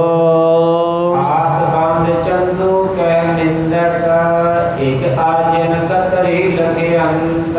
ਹੁਣ ਦੁਸ਼ਟ ਨੂੰ ਮੌਕਾ ਮਿਲਿਆ ਸੀ ਗੱਲ ਕਰਨ ਦਾ। ਭਾਈ ਸਾਹਿਬ ਕਹਿੰਦੇ ਹੱਥ ਬੰਨ੍ਹ ਕੇ ਦੁਸ਼ਟ ਚੰਦੂ ਨਿੰਦਕ ਨੇ ਆਖਿਆ ਕਿ ਇੱਕ ਗੁਰੂ ਅਰਜਨ ਦੇਵ ਨਾਮ ਦਾ ਖੱਤਰੀ ਇੱਥੇ ਜਾਣਿਆ ਜਾਂਦਾ ਹੈ। ਨਾਨਕ ਗਾਤੀ ਪਰਮੈ, ਮੈਂ ਕਿਸਹੂ ਤੇ ਚਿਤ ਡਰ ਪੰਤ। ਉਹ ਆਪਣੇ ਆਪ ਨੂੰ ਇਸ ਤਰ੍ਹਾਂ ਕਹਿੰਦਾ ਕਿ ਮੈਂ ਗੁਰੂ ਨਾਨਕ ਦੀ ਗੱਦੀ ਦਾ ਵਾਰਸ ਹਾਂ, ਪਰ ਉਹ ਇਸ ਤਰ੍ਹਾਂ ਦਾ ਸੁਭਾਅ ਰੱਖਦਾ ਕਿ ਮਨ ਵਿੱਚ ਚਿੱਤ ਵਿੱਚ ਕਿਸੇ ਤੋਂ ਡਰਦਾ ਨਹੀਂ ਹੈ, ਉਹ ਕਿਸੇ ਦੀ ਪਰਵਾਹ ਨਹੀਂ ਕਰਦਾ। ਸੋ ਰਾਖਤ ਹੈ ਤਸ ਪ੍ਰਕੋਟਿਕ, ਜੈ ਕਹਤੇ ਤਨ ਕੋ ਚੁਲਵੰਤ। ਉਹ ਗੁਰੂ ਅਰਜਨ ਦੇਵ ਚੋਰਾਂ ਨੂੰ ਆਪਣੇ ਕੋਲ ਰੱਖਦਾ ਹੈ। ਉਹਨੇ ਚੋਰ ਆਪਣੇ ਕੋਲ ਇਕੱਠੇ ਕਰਕੇ ਰੱਖੇ ਨੇ। 18ਵੀਂ ਸਦੀ ਵਿੱਚ ਵੀ ਇਹ ਬੜਾ ਵੱਡਾ ਬਹਾਨਾ ਸੀ। ਹਜ਼ਰਤ ਜਿੱਥੇ ਜਹਾਂਗੀਰ ਬਾਦਸ਼ਾਹ ਆਪਣਾ ਵੱਡਾ ਬਾਦਸ਼ਾਹ ਖਵਾਉਂਦਾ, ਉਸ ਸਮੇਂ ਪੰਜਾਬ ਦੀ ਧਰਤੀ 'ਤੇ ਇੱਕ ਸਰਹੰਦ ਦਾ, ਦੂਸਰਾ ਲਾਹੌਰ ਦੇ ਵੱਡੇ ਸੂਬੇ ਸਨ। ਬੜਾ ਇਲਾਕਾ ਇਹਨਾਂ ਦੇ ਅਧੀਨ ਸੀ। ਇਹਨਾਂ ਕੋਲ ਬਹੁਤ ਸਾਰੇ ਮੁਖਬਰ ਸਨ, ਜਿਹੜੇ ਭਾਵੇਂ ਕੋਈ ਹਿੰਦੂ ਵੀ ਸਨ। ਭਗਤ ਨਿਰੰਜਨੀਏ ਵਰਗੇ ਲੋਕ ਜਾ ਕਰਕੇ ਗੁਰੂ ਕੇ ਸਿੱਖਾਂ ਦੀ ਮੁਖਬਰੀ ਕਰਦੇ ਸਨ ਕਿ ਫਲਾਨਾ ਸਿੱਖ ਆਪਣੇ ਡੇਰੇ 'ਤੇ ਚੋਰ ਰੱਖਦਾ। ਬਾਬਾ ਤਾਰਾ ਸਿੰਘ ਦੀ ਉਹਨਾਂ ਮੁਖਬਰੀ ਕੀਤੀ, ਭਾਈ ਤਾਰੂ ਸਿੰਘ ਦੀ ਮੁਖਬਰੀ ਕੀਤੀ ਕਿ ਇਹਨਾਂ ਨੇ ਚੋਰ ਰੱਖੇ ਨੇ। ਗੁਰੂ ਕੇ ਸਿੱਖਾਂ ਨਾਮ ਜਪਣ ਸਿਮਰਨ ਕਰਨ ਵਾਲੇ ਨੂੰ ਚੋਰ ਕਹਿ ਕਰਕੇ ਫੜਵਾਉਣ ਦਾ, ਉਹਨਾਂ ਨੂੰ ਖਤਮ ਕਰਵਾਉਣ ਦਾ ਯਤਨ ਕਰਦੇ ਸਨ। ਇਹੋ ਜਿਹੇ ਜਿਹੜੇ ਪੰਥ ਦੋਖੀ ਲੋਕ ਸਨ। ਅੱਜ ਵੀ ਸਰਕਾਰਾਂ ਕਿ ਦੇਸ਼ ਖਤਰੇ ਵਿੱਚ, ਇਹਨਾਂ ਨੇ ਦੇਸ਼ ਦੇ ਖਿਲਾਫ ਨਾਅਰਾ ਲਾ ਦਿੱਤਾ ਹੈ, ਦੇਸ਼ ਦੇ ਟੁਕੜੇ ਕਰਨੇ ਚਾਹੁੰਦੇ ਨੇ, ਦੇਸ਼ ਨੂੰ ਤੋੜਨਾ ਚਾਹੁੰਦੇ ਤੇ ਸਿੱਖ ਨੌਜਵਾਨਾਂ ਨੂੰ ਗ੍ਰਿਫਤਾਰ ਕਰਕੇ ਜੇਲ੍ਹਾਂ 'ਚ ਸੁੱਟਦੇ ਨੇ। ਇਹ ਸਰਕਾਰਾਂ ਦੀ ਪਾਲਿਸੀ ਹੋਇਆ ਕਰਦੀ, ਨੀਤੀ ਹੋਇਆ ਕਰਦੀ ਕਿ ਆਪਣੇ ਜਿਹੜਾ ਉਹਨਾਂ ਨੂੰ ਵਿਰੋਧੀ ਪ੍ਰਤੀਤ ਹੁੰਦਾ ਉਹਨੂੰ ਦਬਾਉਣਾ ਕਿਵੇਂ ਹੈ, ਉਹਨੂੰ ਖਤਮ ਕਿਵੇਂ ਕਰਨਾ ਹੈ। ਦੁਸ਼ਟ ਚੰਦੂ ਇਸ ਪਾਲਿਸੀ, ਇਸ ਨੀਤੀ ਤੋਂ ਚੰਗੀ ਤਰ੍ਹਾਂ ਵਾਕਫ ਸੀ ਤੇ ਕਹਿਣ ਲੱਗਾ ਗੁਰੂ ਅਰਜਨ ਦੇਵ ਇੱਥੇ ਰਹਿੰਦਾ ਉਹਨਾਂ ਦਾ ਡੇਰਾ ਤੇ ਉਹਨਾਂ ਨੇ ਚੋਰ ਆਪਣੇ ਕੋਲ ਰੱਖੇ ਹੋਏ ਹਨ। ਤੇ ਤਨਕ ਤਰਾਸ ਮੈਂ ਪਾਇਓ, ਡੇਰੇ ਮੈਂ ਤੇ ਵਸਤ ਕਟੰਦ। ਤੇ ਉਹਨਾਂ ਚੋਰਾਂ ਦੇ ਕੋਲੋਂ ਕਹਿ ਕਰਕੇ ਉਹ ਧਨ ਚੁਰਵਾ ਲੈਂਦਾ, ਚੋਰੀ ਕਰਵਾਉਂਦਾ ਹੈ। ਤੇ ਤੁਹਾਡੇ ਵੱਲੋਂ ਤਨਕ ਮਾਤਰ ਥੋੜ੍ਹਾ ਜਿੰਨਾ ਵੀ ਡਰ ਭਾ ਨਹੀਂ, ਉਹਨਾਂ ਨੂੰ ਡਰ ਭੈ ਨਹੀਂ ਲੱਗਦਾ। ਡੇਰੇ ਮੈਂ ਤੇ ਵਸਤ ਕਢੰਤ, ਉਹ ਤਾਂ ਡੇਰਿਆਂ ਪੜਾਵਾਂ ਦੇ ਵਿੱਚੋਂ ਵਸਤੂਆਂ ਕਢਵਾ ਲੈਂਦਾ, ਆਪਣੇ ਬੰਦੇ ਭੇਜ ਕੇ ਤੇ ਚੋਰੀ ਕਰਵਾ ਦਿੰਦਾ ਹੈ। ਰਾਮਦਾਸਪੁਰ ਮਹਿਤ ਵਸਾਇਓ, ਗੁਰੂ ਕਹਾਏ ਪਨੇ ਹੋ ਤਨਵੰਤ। ਇਸ ਦੁਸ਼ਟ ਨੂੰ ਇੰਨਾ ਨਹੀਂ ਪਤਾ ਕਿ ਜਿਹੜੇ ਚੋਰ ਹੁੰਦੇ ਉਹ ਪਿੰਡ ਵਸਾਉਂਦੇ, ਨਗਰ ਖੂਬ ਬੌਲੀਆਂ ਲਵਾਉਂਦੇ ਨੇ। ਇਹਦੇ ਕੁਫਰ ਨੇ ਵੀ ਇਹਨੇ ਹੱਦ ਤੋੜ ਦਿੱਤੀ, ਕੁਫਰ ਬੋਲਣ ਵਾਲੀ। ਕਹਿਣ ਲੱਗਾ ਉਹਨਾਂ ਨੇ ਇੱਕ ਸ਼੍ਰੀ ਰਾਮਦਾਸਪੁਰ ਅੰਮ੍ਰਿਤਸਰ ਸ਼ਹਿਰ ਵਸਾਇਆ ਹੈ ਵੱਡਾ ਸਾਰਾ, ਉੱਥੇ ਬੜਾ ਅਮੀਰ ਬਣ ਕੇ ਬੈਠਾ ਤੇ ਗੁਰੂ ਕਹਾਏ ਬਣਿਓ ਧਨਵੰਤ, ਗੁਰੂ ਖਵਾਉਂਦਾ ਤੇ ਬੜਾ ਅਮੀਰ ਬਣਿਆ ਹੈ।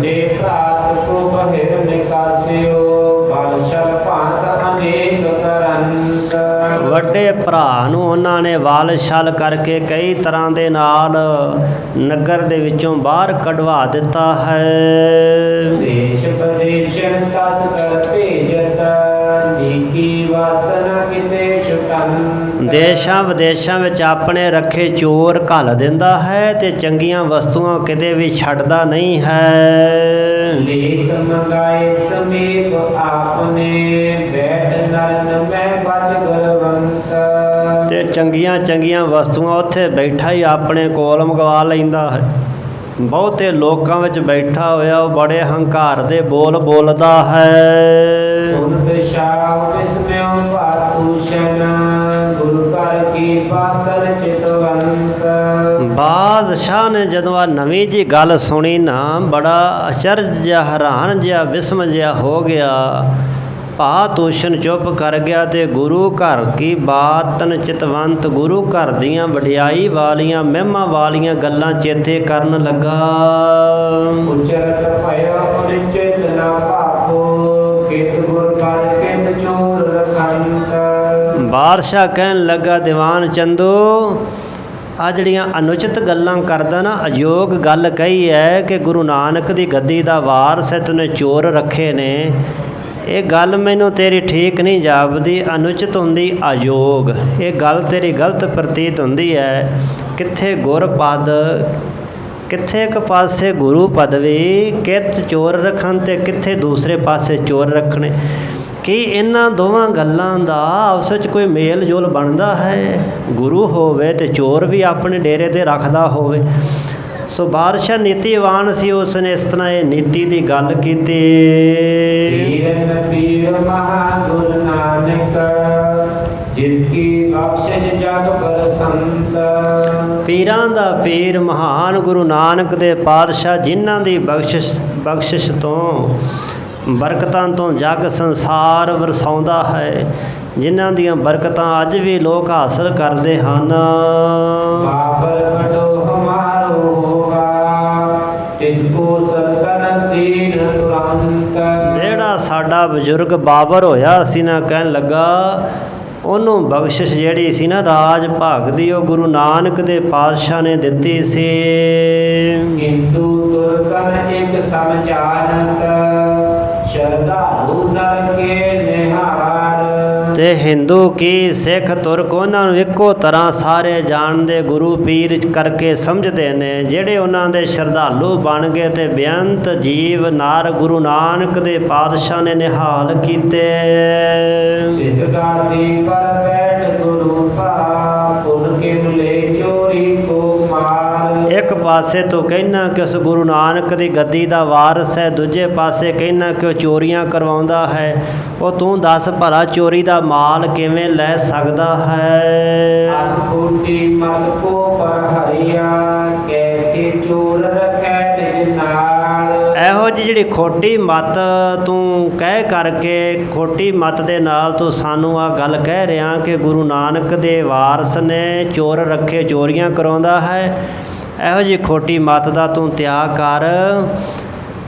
ਕੈਸੇ ਚੋਰ ਰੱਖੇ ਨੇ ਜਨਾਲ, ਤੇ ਤੂੰ ਮੈਨੂੰ ਦੱਸ ਕਿ ਉਹ ਆਪਣੇ ਨਾਲ ਚੋਰ ਕਿਵੇਂ ਰੱਖ ਸਕਦਾ ਹੈ। ਤੇ ਜੋ ਤੂੰ ਗੱਲ ਬਣਾ ਕੇ ਕਹਿ ਰਿਹਾ, ਤੇਰੀ ਗੱਲ ਵਿੱਚ ਮੈਨੂੰ ਖੋਟ ਦਿਸਦੀ ਪ੍ਰਤੀਤ ਹੁੰਦੀ ਹੈ। ਜਗਤ ਵਿਖੈ ਜਿਨ ਕੋ ਜਗ ਕਹੀਆਤਾ, ਤਿਨ ਕੋ ਕਮੀ ਨ ਦਰਬ ਵਿਸਾਰ। ਤੇ ਜਗਤ ਵਿੱਚ ਜਿਹਨੂੰ ਗੁਰੂ ਆਖਿਆ ਜਾਂਦਾ ਹੈ, ਫਿਰ ਉਹਨਾਂ ਨੂੰ ਪੈਸੇ ਦੀ ਕਾਹਦੀ ਕਮੀ ਹੈ, ਕਾਹਦੀ ਤੋਟ ਹੈ? ਫਿਰ ਗੁਰੂ ਨਾਨਕ ਦੇ ਘਰ ਦੀ ਵਡਿਆਈ ਉਹਨਾਂ ਨੂੰ ਕੋਈ ਤੋਟ ਘਾਟ ਨਹੀਂ ਹੈ। ਗੁਰ ਚੰਦੂ ਨੇ ਪੁਨ ਉਲਟਾਈ, ਜਿਮ ਤੁਮ ਕਿਓ ਹੈ ਤਿਮ ਬਾਤ। ਤੇ ਚੰਦੂ ਕਿਹੜਾ ਕੋ ਘੱਟ ਸੀ, ਇਹ ਵੀ ਰਾਜਨੀਤੀ ਪੜ੍ਹਿਆ ਸੀ। ਇਹਨੇ ਗੱਲ ਉਲਟਾਈ, ਕਹਿਣ ਲੱਗਾ ਬਾਦਸ਼ਾਹ ਜਿਵੇਂ ਤੁਸੀਂ ਕਹਿੰਦੇ ਹੋ ਨਾ, ਉਸੇ ਤਰ੍ਹਾਂ ਹੀ ਠੀਕ ਹੈ। ਇਸ ਬਿਨ ਪ੍ਰਥਮ ਗੁਰੂ ਜੇ ਹੋਏ, ਤਿਨ ਕੋ ਜਸ ਚੰਦੂ ਨੇ ਤਾਂ ਆਪਣੀ ਕਿਹੜ ਕੱਢਣੀ ਸੀ। ਕਹਿਣ ਲੱਗਾ ਹਾਂ ਸੱਚ ਹੈ, ਜਿਵੇਂ ਤੁਸੀਂ ਕਹਿੰਦੇ ਜਿਹੜੇ ਪਹਿਲੇ ਗੁਰੂ ਸਨ ਉਹ ਇਸੇ ਤਰ੍ਹਾਂ ਹੀ ਸਨ ਜਿਵੇਂ ਤੁਸੀਂ ਆਖਦੇ ਹੋ। ਇਸ ਗੁਰੂ ਤੋਂ ਪਹਿਲਾਂ ਜਿਹੜੇ 4 ਗੁਰੂ ਸਨ ਉਹਨਾਂ ਦਾ ਸ੍ਰੇਸ਼ਟ ਜਸ ਬੜਾ ਸੰਸਾਰ ਦੇ ਵਿੱਚ ਫੈਲਿਆ ਹੈ। ਇਹ ਬੜ ਕ੍ਰੋਧੀ ਲੋਭੀ ਚੰਚਲ ਨਗਰ ਨਿਕਾਸ ਦੀਨ ਬੜ ਪ੍ਰਾਤ। ਆ ਸਾਰੇ ਔਗਣ ਦੀਵਾਨ ਚੰਦੂ ਦੇ ਆਪਣੇ ਵਿੱਚ ਸੀ। ਦੀਵਾਨ ਚੰਦੂ ਬੜਾ ਲੋਭੀ ਸੀ, ਕ੍ਰੋਧੀ ਸੀ, ਚੰਚਲ ਮਤ ਵਾਲਾ ਸੀ, ਕਪਟੀ ਤੇ ਛਲੀਆ ਧੋਖੇਬਾਜ਼ ਸੀ। ਇਹ ਸਾਰੇ ਔਗਣ ਬੁਰਾਈਆਂ ਉਹਨੇ ਗੁਰੂ ਅਰਜਨ ਦੇ ਪਾਤਸ਼ਾਹ ਵਿੱਚ ਆਰੋਪ ਦਿੱਤੇ। ਅਪਰਨਾਨ ਸੁਦਵੈਸ਼ ਕਰੰਤਾ ਡਰਤ ਨਰ ਚੈ ਅਨਿਕ ਸ਼ਰਕਾ। ਤੇ ਆਖਿਆ ਕਿ ਗੁਰੂ ਅਰਜਨ ਦੇਵ ਜਿਹੜਾ ਨਾ ਬਾਕੀ ਲੋਕਾਂ ਨਾਲ ਉਹ ਦਵੈਸ਼ ਰੱਖਦਾ, ਡਰਦਾ ਨਹੀਂ ਹੈ। ਤੇ ਇਸ ਤਰ੍ਹਾਂ ਰਚੇ ਅਨਕ ਛਲ ਘਾਤ, ਅਨੇਕਾਂ ਤਰ੍ਹਾਂ ਦੇ ਛਲ ਘਾਤ ਦਾ ਰਚਦਾ ਹੈ। ਰੋਗੀ ਕੇ ਭਾਣੇ ਸਭ ਰੋਗੀ। ਦੁਸ਼ਟ ਚੰਦੂ ਆਪ ਬਿਮਾਰ ਸੀ, ਉਹਦੀ ਮਾਨਸਿਕਤਾ ਬਿਮਾਰ ਸੀ। ਤੇ ਗੁਰੂ ਅਰਜਨ ਦੇ ਪਾਤਸ਼ਾਹ ਦੇ ਵਿੱਚ ਵੀ ਉਹ ਔਗਣ ਬੁਰਾਈਆਂ ਉਸ ਨੂੰ ਦਿਸਦੀਆਂ ਹਨ। ਸ਼ਾਪ ਭਇਓ ਪਿਤ ਅਕਬਰ ਮੇਰੂ ਅਰਪੇ ਗ੍ਰਾਮ ਕਿਤਕ ਤਿਨ ਪਾਸ। ਤੇ ਬਾਦਸ਼ਾਹ ਜਹਾਂਗੀਰ ਆਖਣ ਲੱਗਾ ਕਿ ਮੇਰਾ ਬਾਪ ਮੇਰਾ ਪਿਓ ਜਿਹੜਾ ਅਕਬਰ ਸੀ ਉਹਨਾਂ ਨੇ ਵੱਡੇ ਗੁਰੂ ਸਾਹਿਬਾਂ ਦੇ ਪਾਸ ਕੁਛ ਨਗਰ ਭੇਟਾ ਕੀਤੇ ਸਨ।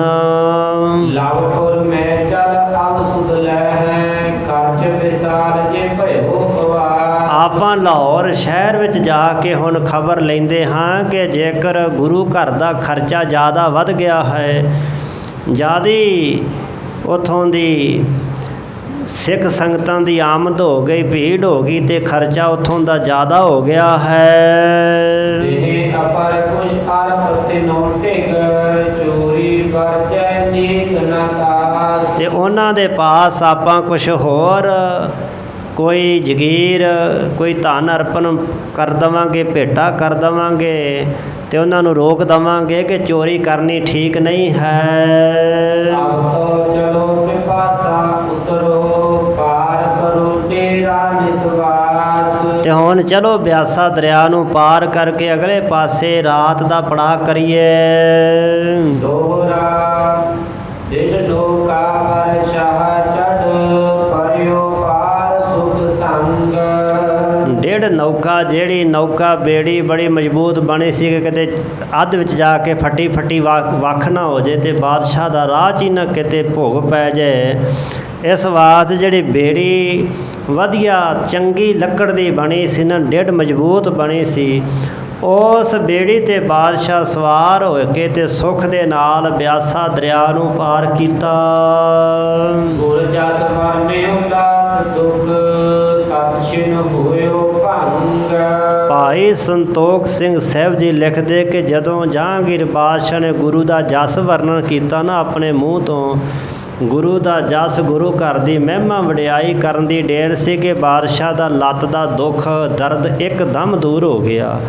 ਤਤਛਿਨ ਹੋਇਓ ਭੰਗ, ਤੁਰੰਤ ਛੇਤੀ ਨਾਲ ਹੀ ਜਿਹੜਾ ਦਰਦ ਸੀ ਉਹ ਭੰਗ ਨਾਸ਼ ਹੋ ਗਿਆ। ਲੱਤ ਦੀ ਪੀੜਾ ਜਿਹੜੀ ਸੀ, ਦਰਦ ਸੀ, ਉਹ ਖਤਮ ਹੋ ਗਈ ਗੁਰੂ ਘਰ ਦੀ ਵਡਿਆਈ ਕਰਨ ਕਰਕੇ। ਸੋ ਜਿਵੇਂ ਫਿਰ ਅੱਗੇ ਵਿਉਂਤਬੰਦੀ ਫਿਰ ਕੀਤੀ ਹੈ। ਸੋਹਲੇ ਖਾਂ ਪਠਾਨ ਦਾ ਭਤੀਜਾ ਸਲੱਬੀ ਖਾਂ ਆਪਣੀ ਸੈਨਾ ਫੌਜ ਲੈ ਕੇ ਚੜ੍ਹ ਕਰਕੇ ਗੁਰੂ ਅਰਜਨ ਦੇ ਪਾਤਸ਼ਾਹ ਦੇ ਉੱਪਰ ਚੜ੍ਹਾਈ ਕਰਕੇ ਆਉਣ ਦਾ ਯਤਨ ਕਰਦਾ ਹੈ। ਫਿਰ ਜਿਵੇਂ ਉਸ ਦੁਸ਼ਟ ਸਲੱਬੀ ਖਾਂ ਦਾ ਵੀ ਅੰਤ ਹੋਇਆ, ਭਾਈ ਸਾਹਿਬ ਜੀ ਨੇ ਅੱਗੇ ਨਵੇਂ ਅੰਸੂ ਨਵੇਂ ਅਧਿਆਏ ਚੌਥੀ ਰਾਸ ਦਾ 25ਵਾਂ ਅਧਿਆਏ ਵਰਣਨ ਕਰਕੇ ਉਸ ਵਿੱਚ ਇਹ ਸਾਰਾ ਇਤਿਹਾਸ ਵਰਣਨ ਕੀਤਾ ਹੈ ਕਿ ਕਿਵੇਂ ਫਿਰ ਜਿਵੇਂ ਚਾਚੇ ਦਾ ਖਾਤਮਾ ਹੋਇਆ ਸੀ, ਇਸੇ ਤਰ੍ਹਾਂ ਭਤੀਜੇ ਦਾ ਵੀ ਨਾਸ਼ ਹੋ ਜਾਂਦਾ ਹੈ। ਗੁਰੂ ਪਾਤਸ਼ਾਹ ਦੇ ਤੱਕ ਨਹੀਂ ਪਹੁੰਚ ਸਕਦਾ। ਉਹ ਪ੍ਰਸੰਗ ਭਾਈ ਸਾਹਿਬ ਜੀ ਨਵੇਂ ਅੰਸੂ ਨਵੇਂ ਅਧਿਆਏ ਦੇ ਅੰਦਰ ਸੁਣਾਉਣਗੇ।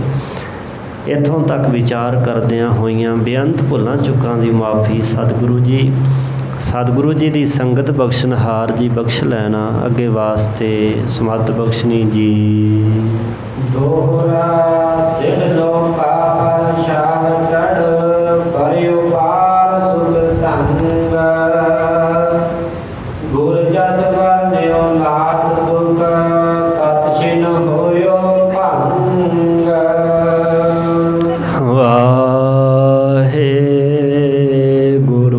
ਵਾਹਿਗੁਰੂ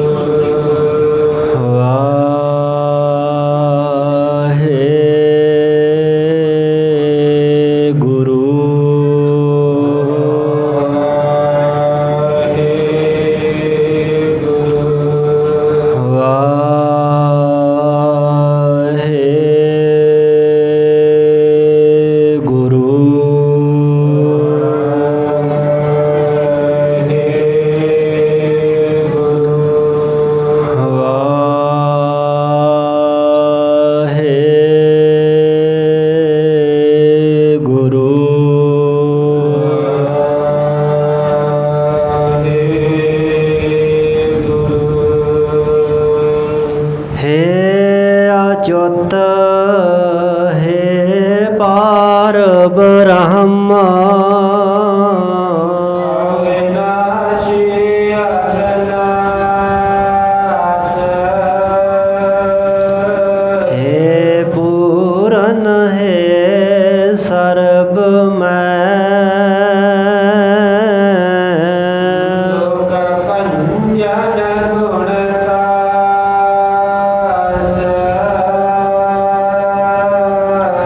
हे संगी हे निरंकार ਨਿਰਗੁਣ ਸਾਟੇਕਾ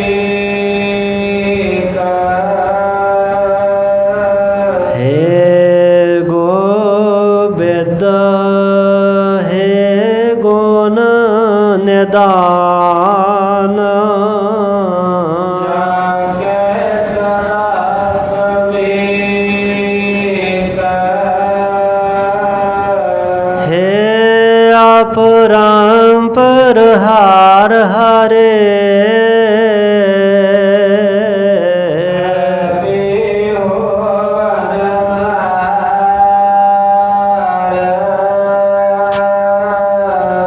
हे संत कै सदा संग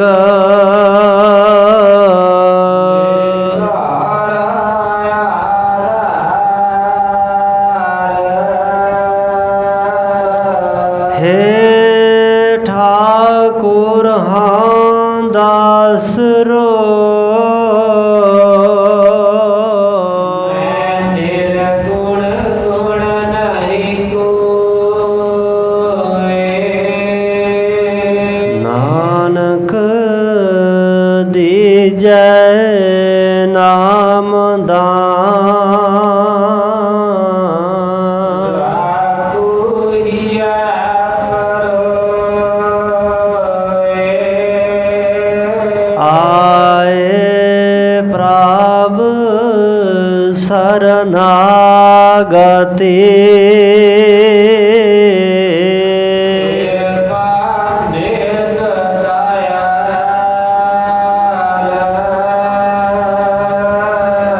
ਏਕ ਅੱਖਰ ਹਾਰ ਮਨ ਬਸਤ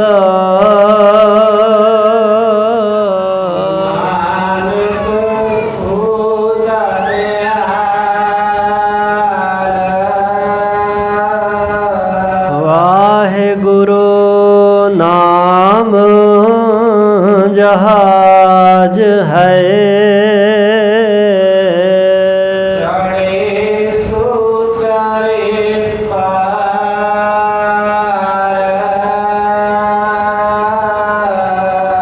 ਜੋ ਸ਼ਰਦਾ ਕਾਰ ਸੇਵੰਦੇ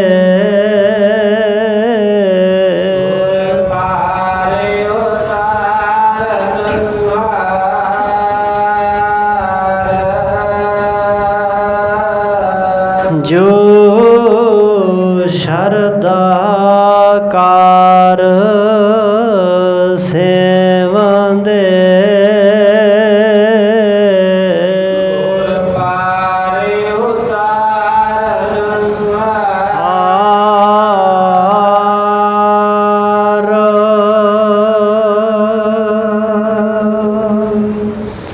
ਵਾਹਿਗੁਰੂ ਜੀ ਕਾ ਖਾਲਸਾ ਵਾਹਿਗੁਰੂ ਜੀ ਕੀ ਫਤਿਹ।